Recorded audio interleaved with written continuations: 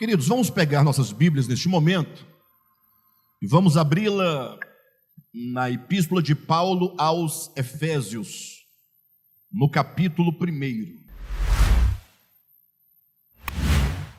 Semana passada nós lemos o capítulo 2, né, até o versículo 5 do capítulo 3. Hoje eu vou recuar um pouquinho aqui no capítulo 1 para ler os versículos 19 a 23. Eu sugiro aos irmãos que leiam essa epístola aos Efésios, em razão da sua riqueza, né, de revelação, de conteúdo, de verdade que nós temos aqui. Uma epístola muito maravilhosa, né? Já ministramos uma vez essa epístola no estudo de quarta-feira, mas eu tenho no coração a vontade de ministrá-la outra vez, em outra situação, novamente, né? Mas vamos lá, capítulo 1 de Efésios, a partir do versículo... Eu vou ler a partir do versículo 18, tá? 18 ao 23. Iluminados os olhos do vosso coração, para saberdes qual é a esperança do seu chamamento, qual a riqueza da glória da sua herança nos santos, e qual a suprema grandeza do seu poder para com os que cremos, segundo a eficácia da força do seu poder, o qual exerceu ele em Cristo, ressuscitando-o dentre os mortos e fazendo-o sentar à sua direita nos lugares celestiais, acima de todo principado e potestade, poder e domínio, e de todo nome que se possa referir, não só no presente século, mas também no vindouro, e pôs todas as coisas debaixo dos pés, e para ser o cabeça sobre todas as coisas, o deu à igreja, a qual é o seu corpo, a plenitude daquele que a tudo enche em todas as coisas. Amém? Eu quero ler com os irmãos os versículos 22 e 23. Eu preciso que essas palavras gerem algum impacto em nós, e por isso eu vou falar a frase e vocês vão repetir com o coração e com a sua voz. Tá bom? Permita que essas palavras saiam do seu coração e entrem no seu entendimento. Deus, não, muito ruim. É porque você procurou Deus aí na Bíblia, né? Mas como está, e pôs, alguém pôs, esse pôs é Deus, né? Está falando dele. Aí eu puxei o sujeito lá de cima, coloquei para fazer um sentido maior. Então não tenha medo não. Diga, Deus pôs todas as coisas debaixo dos pés de Cristo. E para o Cristo ser o cabeça sobre todas as coisas, o deu à igreja, a qual a igreja é o seu corpo, a qual a igreja é o corpo de Cristo, a plenitude daquele que a tudo enche em todas as coisas. Diga assim: a igreja é a plenitude. A igreja é a plenitude. A igreja é a plenitude. Ora, mas a igreja é a plenitude de quem? Daquele que enche todas as coisas. Então Cristo é o Cristo pleno, que enche tudo, e a igreja, portanto, é a plenitude do pleno, daquele que enche tudo. Então é um jogo de ideias, e aqui nós temos verdades muito profundas, e que nós precisamos compreendê-la ao máximo, compreender essas verdades ao máximo. E essa conferência que nós tivemos nesse ano, 2023, ao meu ver, eu já disse para vocês, foi uma conferência que trata daquilo que há de mais importante e essencial em toda a Escritura. Se vocês, ou se nós entendermos com profundidade, com clareza, o que nós abordamos nessa conferência, eu diria que você tem uma compreensão, ou terá uma compreensão clara acerca do Evangelho. Mas observem que nós, nessa conferência, e falando deste Evangelho, nós não ficamos aqui debatendo, aqueles debates da infância, os debates da adolescência, debatendo doutrinas calvinistas, arminianas, essas coisas que os homens vão criando ao longo do caminho, porque cada grupo, para se estabilizar ou se estabelecer, ele precisa de configurar o seu credo. Então, são muitos os credos, e apesar de, nesses muitos credos, haver alguma coisa de comum entre eles, mas as pessoas e os grupos passam a vida inteira debatendo alguns detalhes que não favorecem o nosso crescimento, que não realizam nenhuma mudança verdadeira naqueles que se preocupam com essas coisas, ou que vivem a debater essas coisas. Até porque Paulo, vocês devem se lembrar, não uma vez, mas diversas vezes, nas suas muitas cartas, ele nos adverte a tomarmos cuidado com os debates infrutíferos, com as vãs discussões que só causam divisão e que não produzem efetivamente o ministério de Deus, que só acontece na fé, por meio da fé e na fé. Então, o que nós estamos apontando aqui como sendo essencial? E que deve ter uma compreensão do todo, uma vez que é um tema só, dividido em várias partes, mas é um tema que abrange toda a história, de Gênesis ao Apocalipse, ou seja, abrange tudo. E para isso nós trouxemos aqui algumas palavras que eu pedi que vocês decorassem. Lembram? Semana passada? Que são palavras-chave que vão definir esse caminho do entendimento.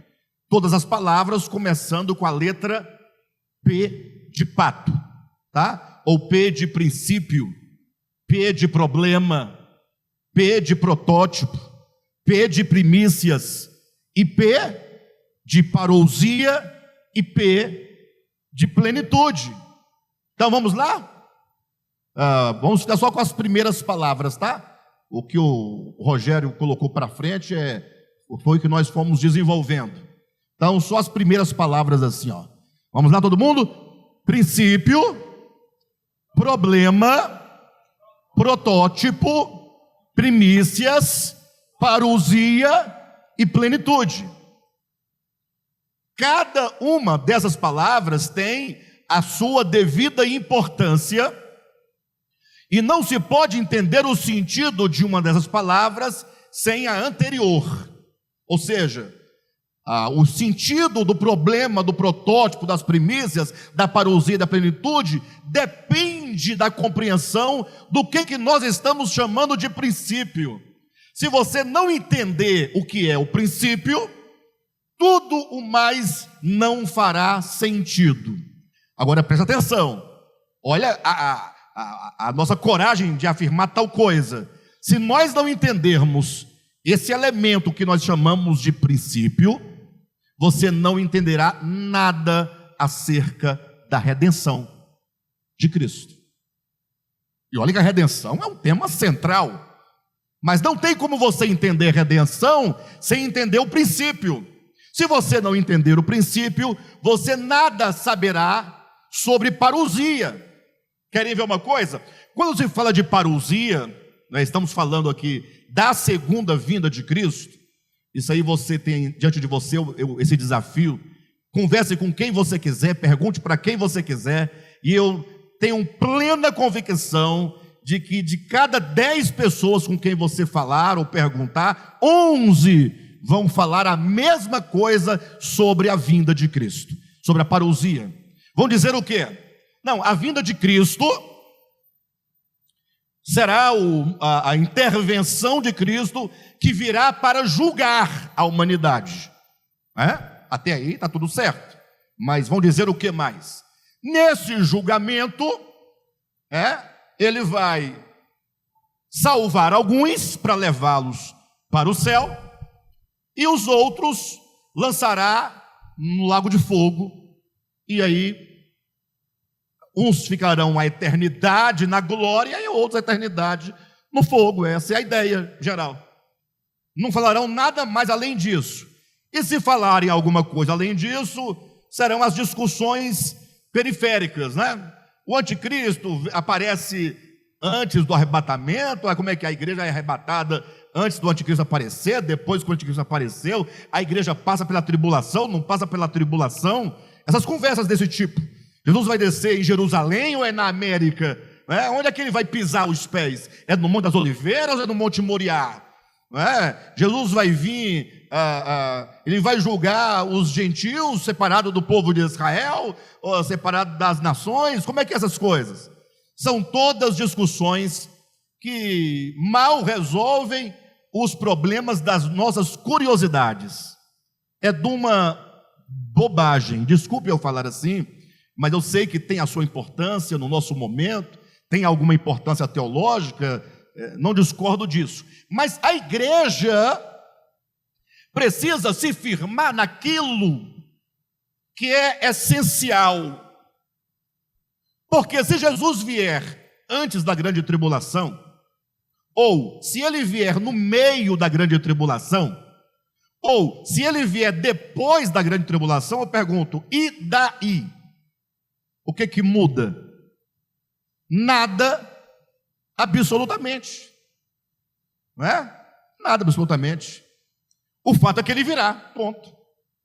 Então nós temos que nos firmar naquilo que é essencial. E essas palavras, portanto, traduzem o que há de essencial. Já falamos sobre o princípio, já falamos sobre o problema e já falamos sobre o protótipo e paramos nas primícias. Sim ou não? O princípio não é exatamente o começo da contagem do tempo, ainda que eventualmente possamos entender princípio como um começo, mas o fato é que a palavra princípio significa exatamente o elemento de vida, ou a própria vida, que a todas as coisas traz a existência. Cristo é o princípio, Cristo é a própria vida, Cristo é o ambiente no qual tudo o que existe, existe nele, depende dele. Ou seja, Cristo é um princípio de vida, Cristo é um princípio de subsistência para a criação, ele é um princípio de sustentação de todas as coisas, e Cristo, sobretudo, e aqui é que nós precisamos atentar, ele é o princípio de unidade. Ou seja, todas as coisas pertencem a um todo, não é? Ou seja, todas as coisas, ou as coisas, embora muitas, estão todas relacionadas, todas conectadas, estão todas vinculadas pelo princípio da unidade, que é o próprio Deus. Então, por onde é que você vive? Você, do DEVAP, você vive em Cristo, sim ou não? Tá, e os nossos irmãos católicos, vivem onde? Em Cristo. E os nossos irmãos ateus, vivem em Cristo. E os nossos irmãos espíritas, vivem em Cristo. Eu sei que para o crente declarar isso, ele tem dificuldade. Por que ele tem dificuldade? Porque o crente tem um espírito de exclusividade, ou um exclusivismo carnal, diabólico, que a ideia é só nós, ou só a nossa igreja pode dizer que tem Cristo. Mas isso é um contrassenso, porque quando você assim afirma, você está dizendo que existem muitas coisas que não é ou não são a sua igreja, que existem independente de Cristo. E aí você vai dizer que Cristo é tudo, mas ele não pode ser, porque você próprio está negando. O fato é que todas as coisas, nos céus, na terra e debaixo da terra, as visíveis, as invisíveis, sejam tronos, sejam poderes, sejam potestades, sejam dominadores, todas as coisas foram criadas por Cristo. Foram criadas em Cristo. Foram criadas para Cristo. Colossenses capítulo 1, versículo 17, 18 e assim em diante. Então, esse é o princípio. Nós estamos vinculados por meio de Cristo. Cristo é essa unidade. Então, cada um precisa se entender como uma parte que integra um todo. Qual é a sua importância? É a importância de uma parte. Só isso. Mas já é muita coisa, né? Já é muita coisa, mas o problema é que o homem, à semelhança de Narciso, um dia ele se olha no espelho d'água e ele se admira da sua beleza. Quem aqui já chegou diante do espelho e se admirou da própria beleza? Não, tudo bem. Eu estou perguntando quem aqui já fez isso. Já olhou e falou, rapaz, que coisa. Já fez isso já? Você? Fala a verdade, Pedro, qual é a bobagem? Hã? Você era muito feio? Não, já perguntei, você alguma vez, você olhou no espelho e falou, rapaz, é um partidão. Eu acho que você fala direto isso, porque você é muito exigente. Exigente que é a beleza, o Pedrão. Eu falei para o Pedro, você vai morrer só. Não, não é praga não, o grau de exigência é alto. Se quebranta, baixa a bola e seja feliz. Chega um momento em que o homem olha para si e se julga grande, poderoso. O que gera esse sentimento dentro do homem de grandeza e de empoderamento é exatamente a sua inteligência. Ele se vê acima de toda a criação, melhor do que toda a criação. Ele se sente capaz de controlar a criação, de modificar a criação, de governar sobre a criação. E isso gera no homem esse sentimento, né, que nós vamos chamar de ego. E este homem, portanto, ele vai quebrar o princípio da unidade. É o que nós vamos chamar de problema. A queda do homem, o pecado do homem é o problema. Em outras palavras, você tem que colocar isso na sua cabeça, no seu coração. O homem, o ser humano, a humanidade, eu, por fim, tenho um problema. E é um problema primordial, porque todos os nossos problemas são oriundos do problema.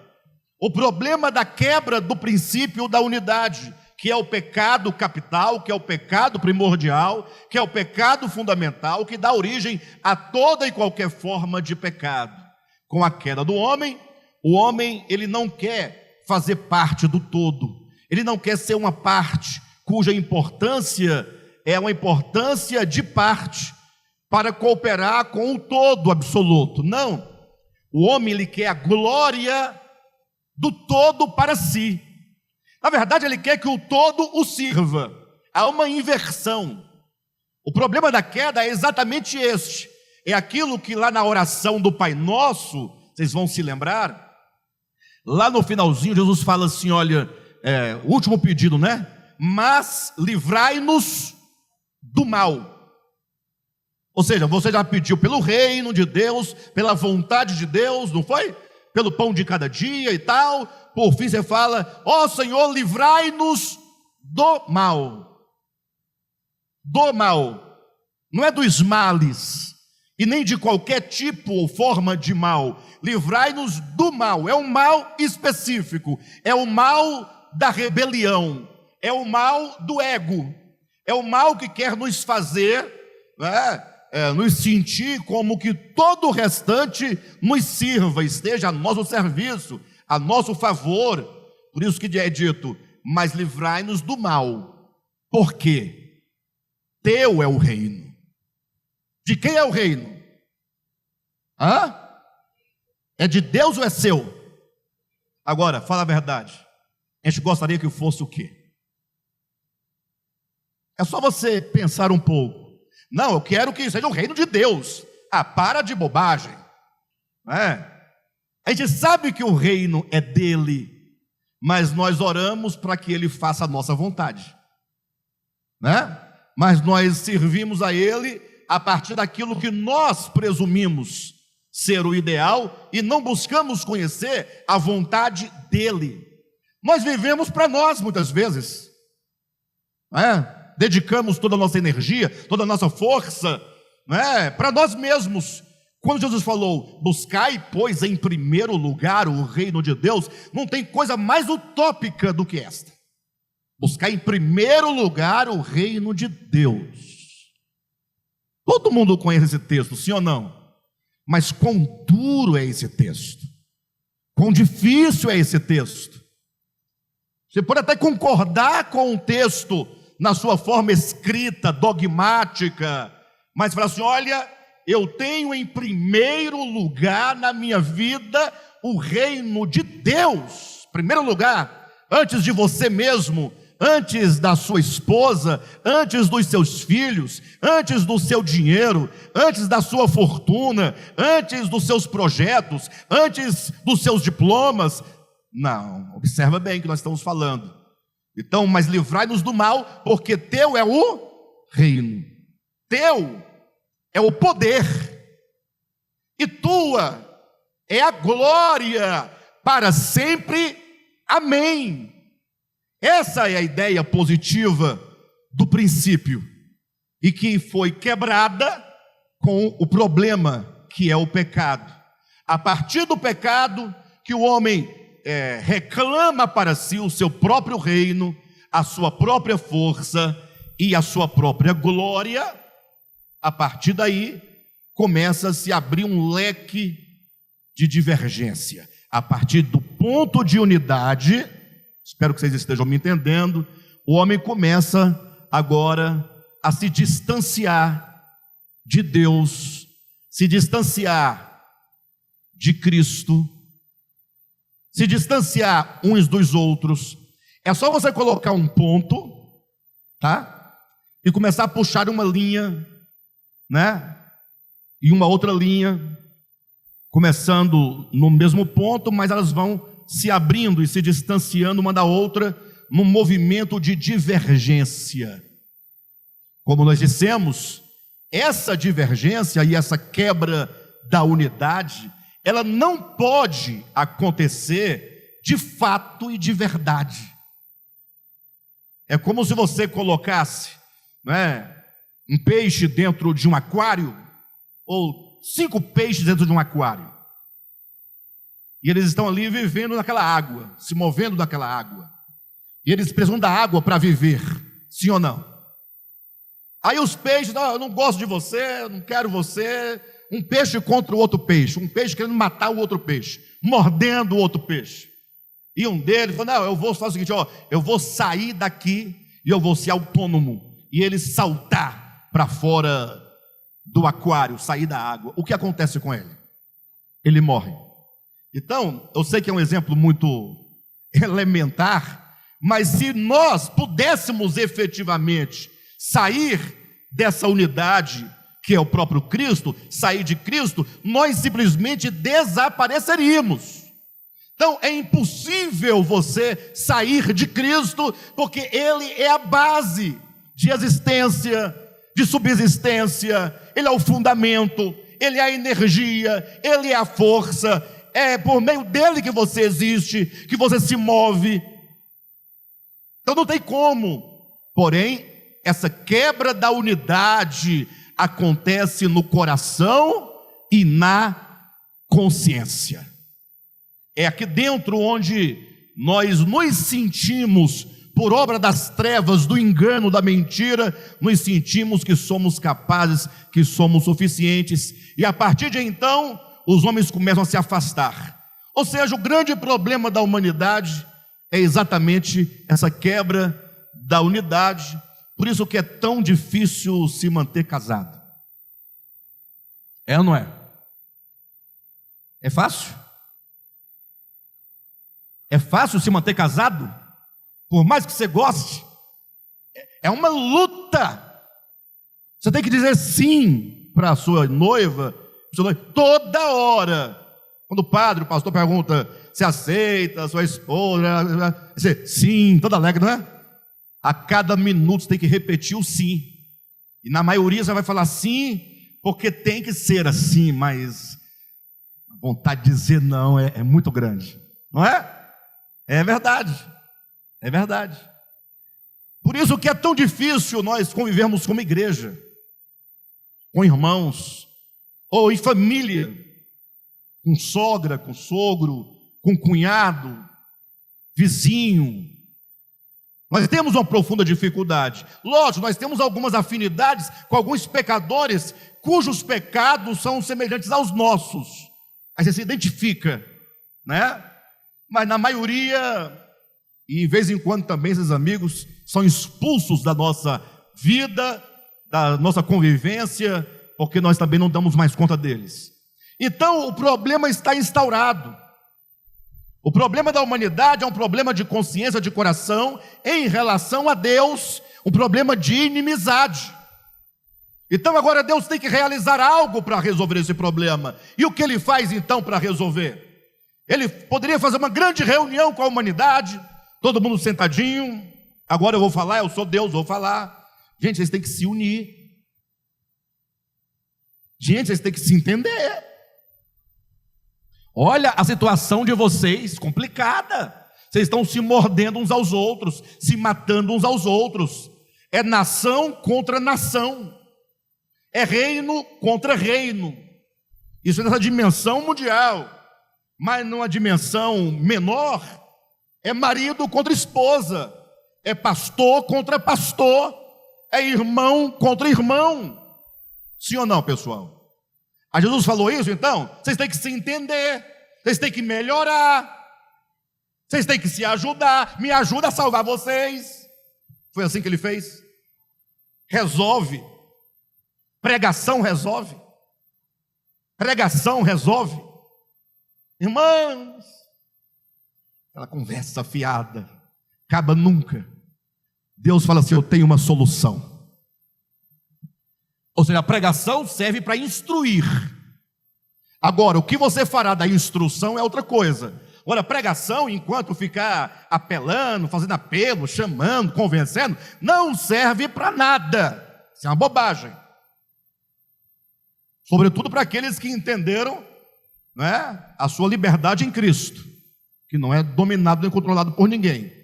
Deus falou, não, eu vou resolver o problema de uma maneira orgânica. O que ele faz? Eu, o Cristo de Deus, a própria vida, eu vou entrar na história humana.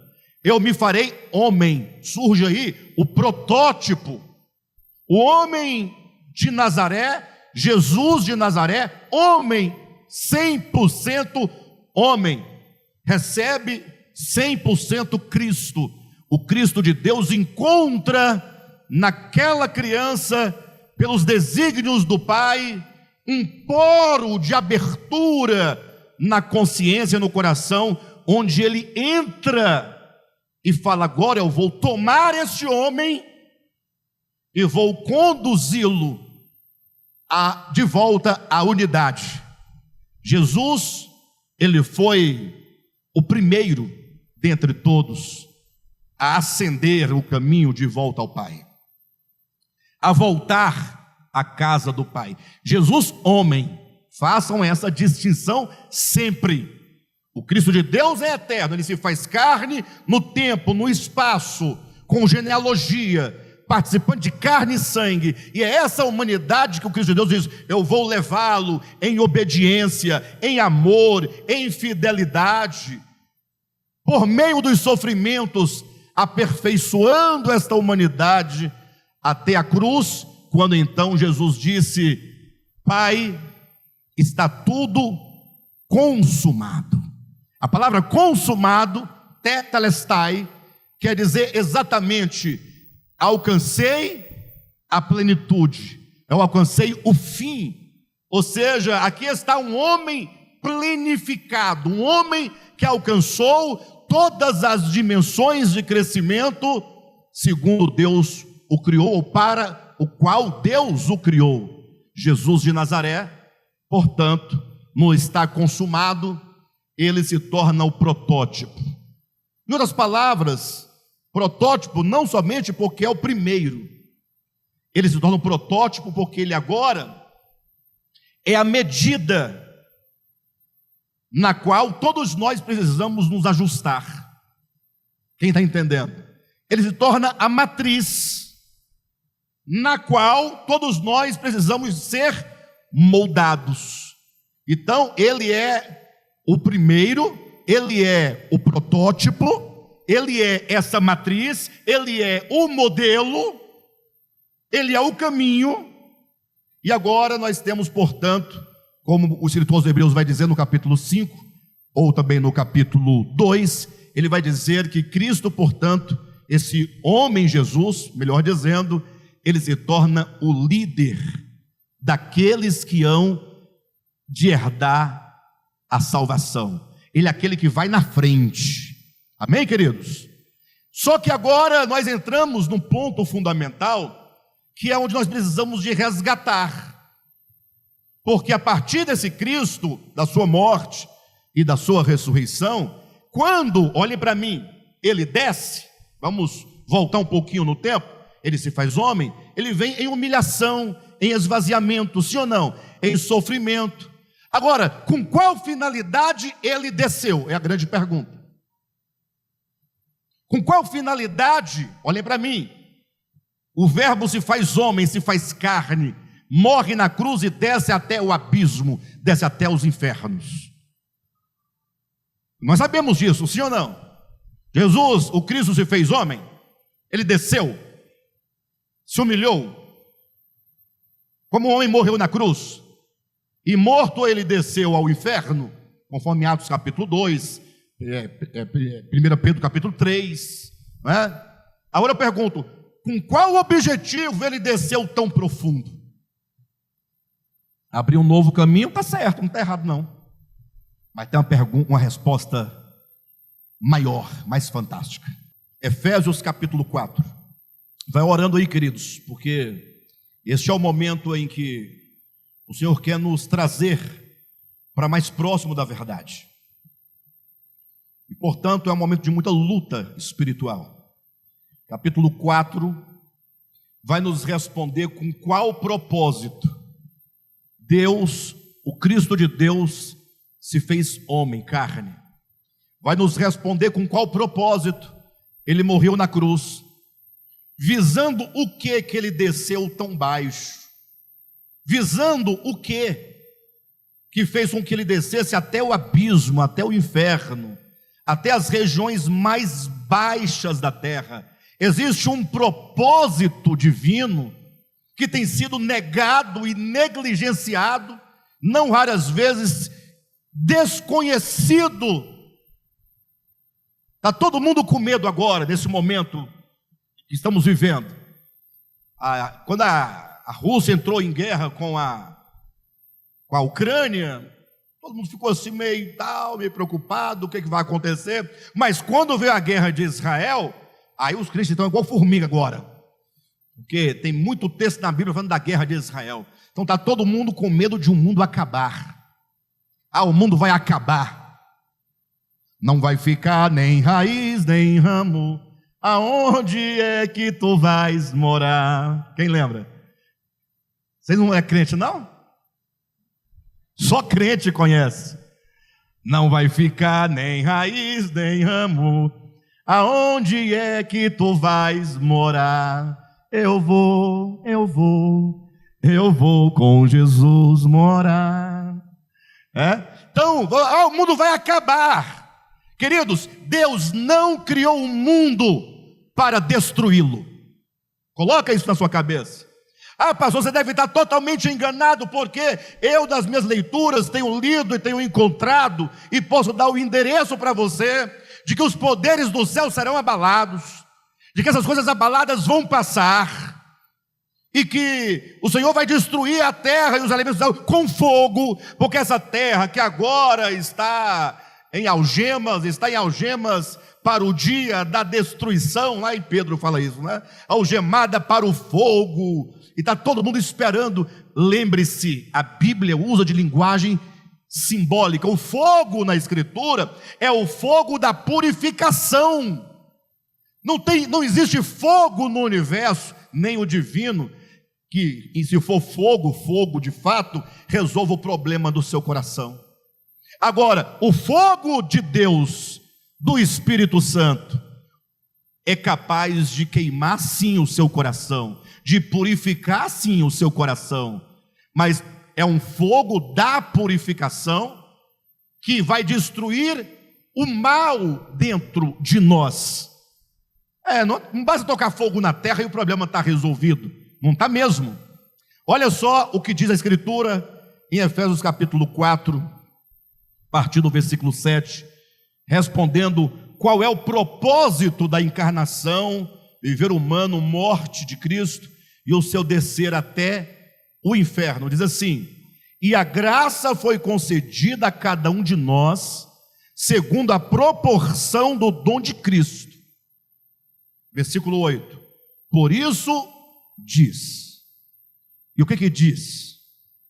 Quando ele subiu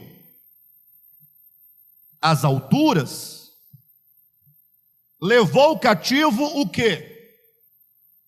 Nós temos que entender isso aqui. Quando ele subiu, o que ele fez? Levou cativo o quê? O cativeiro. Esse aqui é um texto que gera polêmica e discussão. Até Jesus voltar não acaba a discussão e o povo tem problema de cabeça. Quando ele, Cristo, subiu às alturas, o que ele fez? Levou cativo o quê? O cativeiro. Qual é a interpretação mais comum desse texto? Eles vão dizer, quando Cristo morreu, ele foi até o Hades, lá ele entrou no paraíso, onde estavam as almas dos salvos, e agora ele pegou aquele grupo de salvos e levou consigo para o céu. Essa é a interpretação geral, mais comum que se dá. Então, os salvos estavam no Hades, até a morte de Jesus. De lá para frente, ele levou os mortos, salvos, consigo para o céu, e agora eles estão lá no céu. Olha, o texto está falando o quê? Quando ele subiu às alturas. O que é subir às alturas? Quando ele ressuscitou, ele levou o cativo. O quê? O cativeiro. Olha o jogo. Levou o cativo, o cativeiro. Então o cativeiro era aquilo que tornava os homens o quê? Cativo. O cativeiro é aquilo que escravizava os homens. E o que escravizava os homens? É a morte. Hebreus capítulo 2, versículo 10, vai dizer que Cristo destruiu aquele que tem o poder da morte, porque os homens, diz a Escritura, estão sujeitos à morte por toda a sua vida. Então o cativeiro é o que aprisiona o homem, é o maior medo do homem. Logo, quando Cristo ressuscitou, ele venceu o cativeiro, ele venceu a morte. E a morte que outrora tornava os homens cativos, a própria morte agora é escrava, é cativa de Cristo, o que significa que agora não é a morte mais quem impera sobre a humanidade, mas é o Cristo ressurreto que ressuscitou e tem o poder para dar vida. O jogo aqui é vida e morte. Cristo veio destruir a morte, ele veio vencer a morte. E aqui, quando diz que ele leva cativo o cativeiro, quer dizer que o cativeiro que tornava os homens cativos, agora se tornou cativo da vida. Logo, o ministério de Cristo é o ministério da vida, é o ministério da ressurreição. Mas não para por aí, olha para o texto para vocês verem.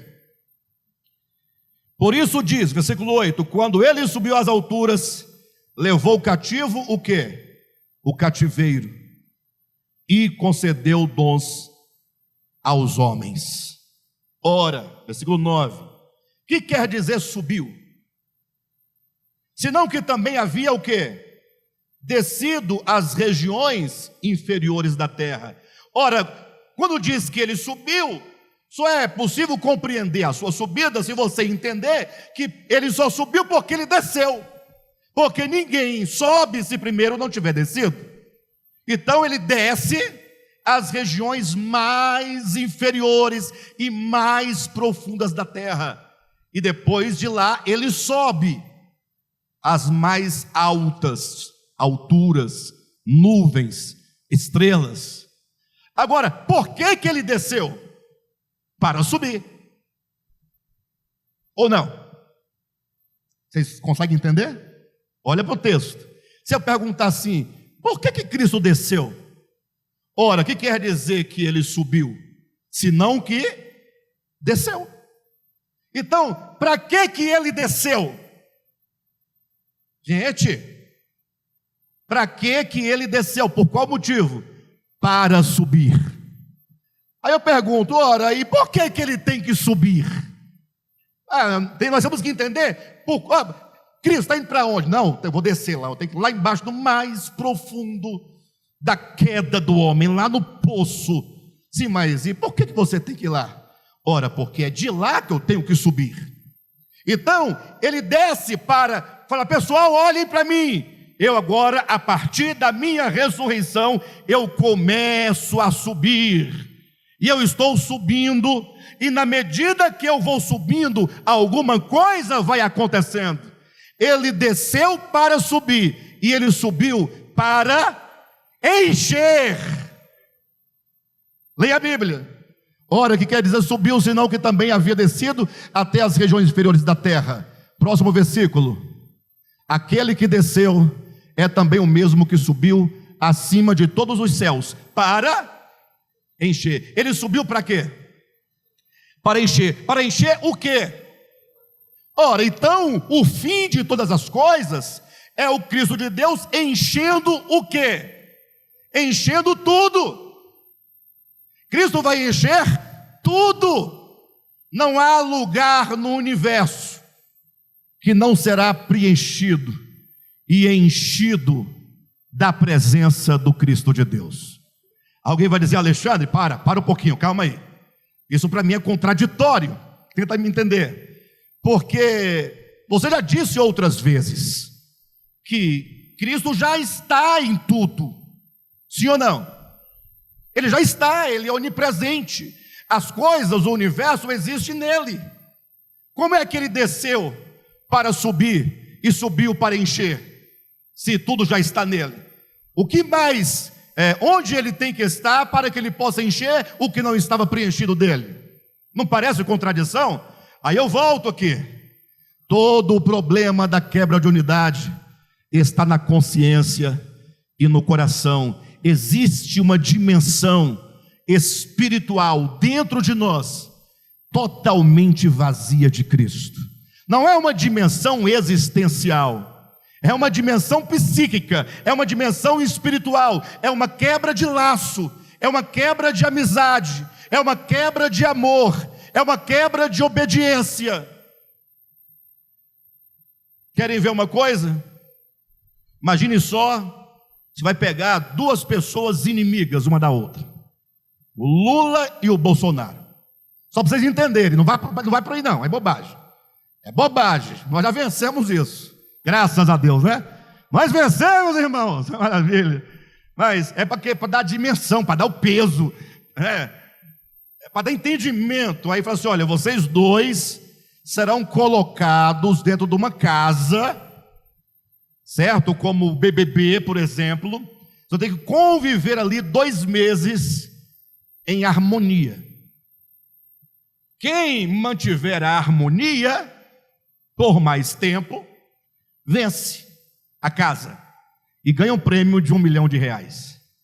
Como cada um dos dois querem, cada um quer R$1 milhão, logo eles vão fazer um esforço descomunal, sim ou não? E aí, para fazer esse esforço, eles vão ter que transmitir em aparência para o público que está tudo bem, mas lá dentro não tem nada bem. Vocês concordam comigo? Nada bem. É tipo nós. A gente vem e canta: venha o teu reino, faça a tua vontade, seja assim na terra. Está tudo certo. Mas tem muita coisa errada. Existe uma dimensão psíquica, espiritual, totalmente esvaziada da divindade na sua consciência. Entenda isso. Então, quando Cristo se faz homem, ele desce, ele fala: eu vou encher todas as coisas, no sentido de que, quando ele atingiu o píncaro final da sua ascensão, olha só o que vai acontecer. Efésios capítulo 1, versículos 9 e 10. Quando diz: desvendando-nos o mistério da sua vontade. Leia devagar, leia respirando. Desvendando-nos, versículo 9, o mistério da sua vontade. Deus tem uma vontade. Essa vontade consiste no mistério. Mas agora, para nós, esse mistério está sendo desvendado. Portanto, desvendando-nos o mistério da sua vontade. Vontade essa que é segundo o seu beneplácito, que ele propôs em quem? Então, onde está proposto ou proposta a vontade do Pai? Em Cristo, a unidade. Em quem? Por meio de quem? E para quem são todas as coisas. Sim ou não? Então, versículo 10: de fazer convergir nele. E aqui está o ponto. A obra do Pai é de fazer convergir em Cristo todas as coisas, tanto as coisas do céu como as da terra. Então, a obra de Deus está se encaminhando para onde? Para o momento final em que todas as coisas dos céus e as coisas da terra, haverão de convergir, de retornarem para Cristo. E onde aconteceu esse problema da divergência? Não foi na consciência e no coração? Logo, a obra de Deus é reconciliar consigo mesmo todas as coisas, tanto as coisas dos céus quanto as coisas da terra. Aí você pergunta assim: Alexandre, mas as coisas do céu também? Eu não sei, está escrito aí, ó. Né? Se tiver alguma coisa de verdade, está aí, ó. De fazer convergir nele. Quando? Na dispensação da plenitude dos tempos, todas as coisas, vírgula, tanto as coisas do céu, como as coisas da terra. Você acredita nisso? Que tudo vai convergir para ele? Você, duro de coração, vai convergir para ele, vai voltar para ele. O filho mais moço da parábola do filho pródigo vai voltar. E o filho mais moço, mais velho, que morando na casa do pai, estava distante do pai, porque não conhecia o pai, não desfrutava da riqueza do pai, vai voltar também. Eu creio que aquele que começou a obra há de completá-la. Agora, quando eu digo que eu creio que aquele que começou a obra de completar, eu não me refiro à minha salvação e nem à sua salvação. Eu me refiro à obra que ele começou. E ele não começou uma obra na cruz. Não, a cruz é um meio, é o processo pelo qual ele está cumprindo aquilo que ele começou desde o princípio de todas as coisas. Não olhemos a Bíblia fracionada, os eventos isolados. O crente está dizendo assim: Jesus começou uma obra de salvação na minha vida, eu me recordo que ele me chamou, eu tinha tantos anos, me batizei com tantos anos, ele vai completar essa obra. Vai, obviamente que vai. Só que a obra é uma só. Deus só tem uma obra. Ele começou uma obra de criação em Gênesis capítulo 1, versículo 1. Ali começou a obra. Essa obra enfrentou alguns percalços: o problema, o pecado, a divergência dos homens na consciência e no coração. E Deus então continuou a sua obra, enviando o seu filho, o protótipo, para que fosse Jesus Cristo o primeiro homem a alcançar essa dimensão de amor, obediência plenas ao Pai. Conduziu o homem Jesus ao máximo. Ele se tornou então o protótipo. Só que esse protótipo, agora ele fala: bem, eu tenho que alcançar a plenitude. Então ele saiu das regiões mais baixas para encher tudo. Vocês acham distante isso? Sim ou não? Eu vou acabar daqui a pouquinho, olhem para mim. Vocês acham distante? Vocês creem, concordam ou entenderam que Cristo subiu das regiões mais baixas para encher tudo? Vocês entendem que ele vai encher tudo ou não? Ele vai encher tudo. O que ficará de fora? Nada. Nada? Tem certeza que nada? E se ficar apenas o coração de um único anjo fora, ele terá enchido tudo? E se ficar o coração de uma terça parte dos anjos no céu, ele terá enchido tudo? E se ficar uma parte dos homens fora, ele terá enchido tudo? E eu pergunto, e se ficar apenas um único ser, só o Anderson? Tudo convergiu para Cristo, menos o Anderson. Tudo terá sido convergido? Qual é a vontade de Deus? Desvendando-nos o mistério da sua vontade. De quê? Qual é a vontade de Deus?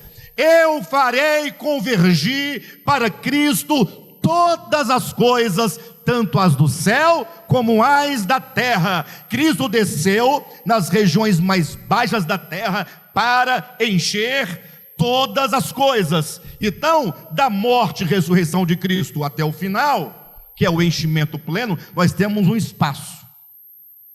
O que nós temos entre a ressurreição e o enchimento de tudo no final? O que nós temos? Vocês sabem, pessoal, é só responder. Morte e ressurreição de Cristo, não tem aqui? Finalzinho dos evangelhos? Sim ou não? Enchimento de tudo. Apocalipse capítulo 21 e 22. E vi novo céu e nova terra. Entre esses dois pilares, o que você encontra? A igreja. A igreja. E o que é a igreja, queridos? A igreja, como nós já falamos aqui, são as primícias. Tiago capítulo 1, versículo 18, diz que nós somos as primícias de toda a criação. Vocês sabem o que são primícias, pessoal?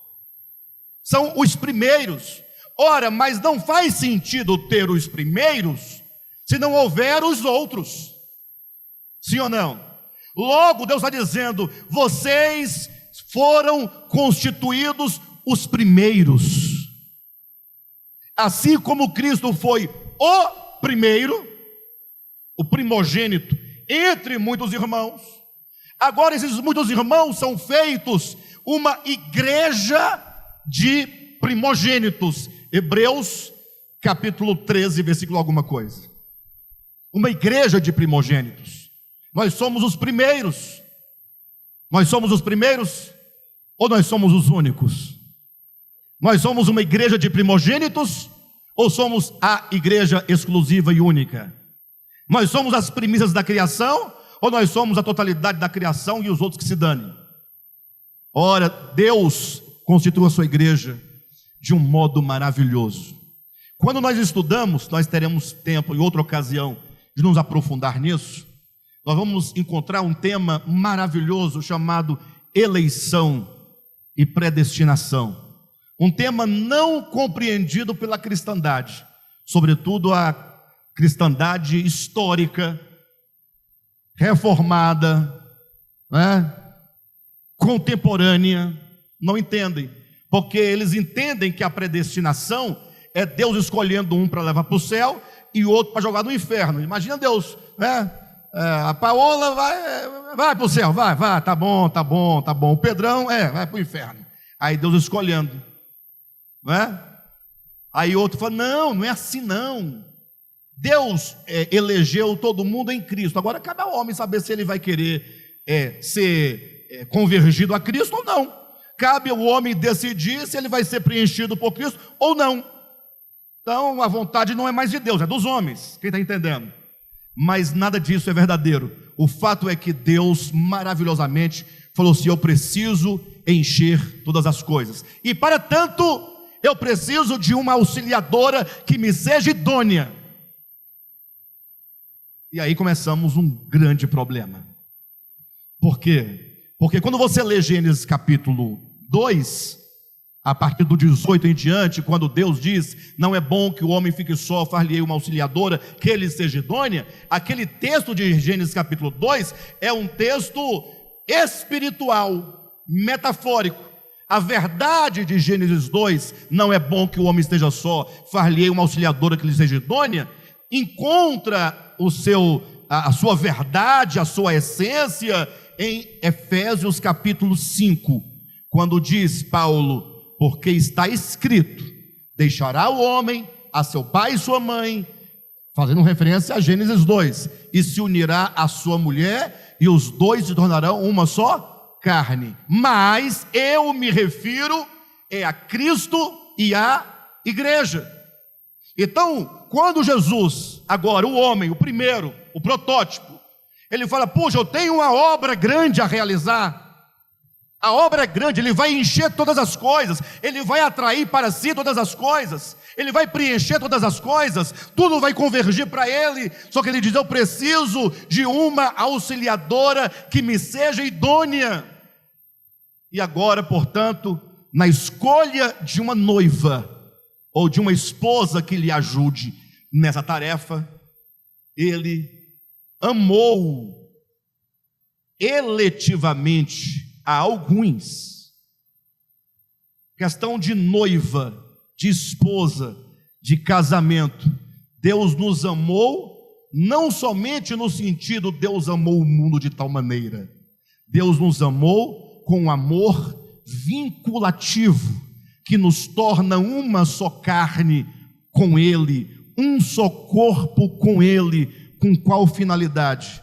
Nos fazer o seu corpo, nos fazer a sua noiva. E para que ser noiva de Cristo? Para ficarmos cantando: incendeia, Senhor, a tua igreja, noiva. Incendeia, Senhor, a tua igreja. É para isso? E não acaba nunca de cantar? Bobagem. Bobagem, pode cantar 1 milhão de vezes. Ele nos fez noiva ou esposa para que nós pudéssemos ser a sua auxiliadora. O Senhor quer uma igreja que compreenda o propósito de Deus, que compreenda a vontade de Deus. E ao compreender a igreja em um só espírito, com um só coração, retornada à unidade, sendo nós os primeiros a serem tratados, os primeiros a serem convergidos, os primeiros a serem salvos, os primeiros a serem ganhos, agora falar: Senhor, eis-nos aqui para sermos coluna e baluarte da verdade. Igreja enquanto testemunha da verdade, não que somente proclama, mas que seja luz e sal na terra. O mundo precisa olhar para nós e ver alguma diferença. Estava ontem com a família, o pessoal, e daí uma pessoa falou assim: olha, você precisa ir na nossa igreja, você tem que ver, você não conhece ainda quem nós somos. Eu falei: não, tudo errado. Como assim tudo errado? Eu falei: você não tem que ir à nossa igreja para saber quem somos. Não, o que nós somos é isso aqui. Igreja é ser igreja, todo momento e em todo lugar. E nós nos reunimos então para quê? Para adorarmos o Senhor, para ministrarmos bênçãos de Deus uns sobre os outros, para sermos apoio uns pelos outros, para sermos consolados, para sermos confortados, para sermos orientados na palavra, para recebermos tudo o que é necessário para nos constituir, para sermos efetivamente na nossa casa, no nosso trabalho, onde quer que estejamos, sendo luz e sendo sal. É um evangelho do cotidiano, do dia a dia, que se materializa nos relacionamentos, que se realiza e acontece no casamento, nos tratamentos que damos uns aos outros, por meio da moral, da ética, da justiça, da prática das boas obras, do acolhimento, da misericórdia, do perdão. E aí o mundo precisa ver.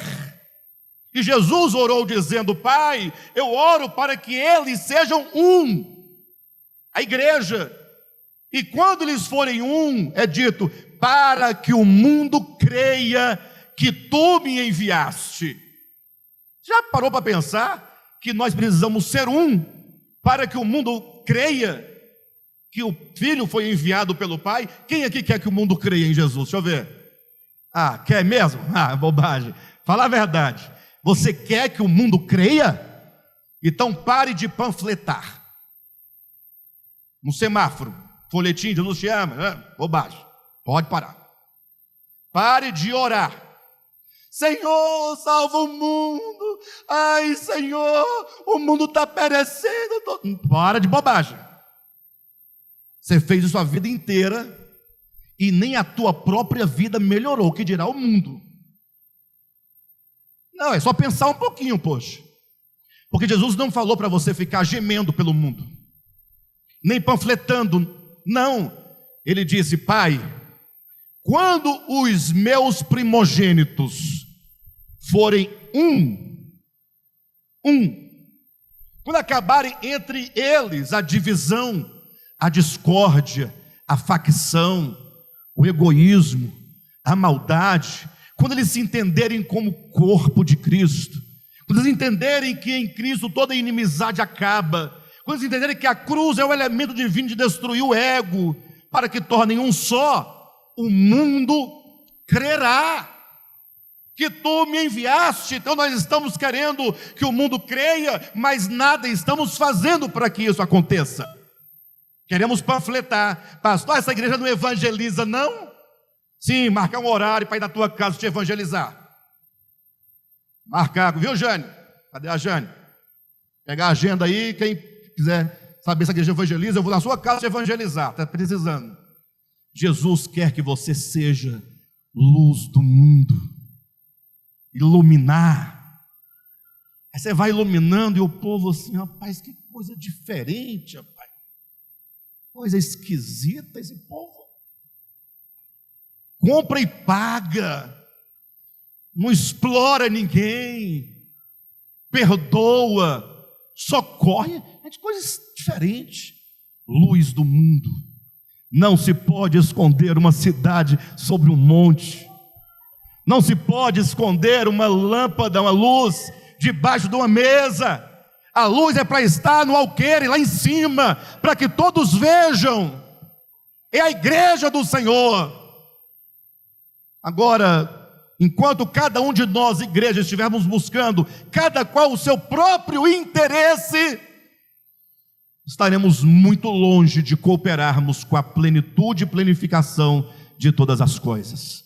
A parousia é o retorno do Senhor para encher todas as coisas. E a igreja é chamada a participar desse processo e dessa obra, mas precisamos primeiro experimentar em nós mesmos. Amém, queridos?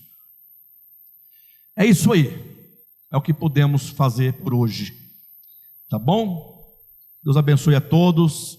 Orem nesse sentido, amados. Orem nesse sentido. Ouça essa palavra de novo, ouve a anterior, ouça a outra.